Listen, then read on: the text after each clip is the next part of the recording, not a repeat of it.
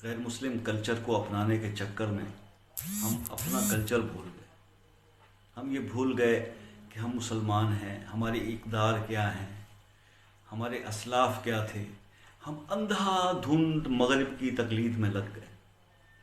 اچھا، اس سے کیا ہوا؟ اس سے کیا ہوا کہ ہم انگریز تو نہیں بن سکے، ہم انگریز نہیں بن سکے، لیکن ہم دیسی بھی نہیں رہے.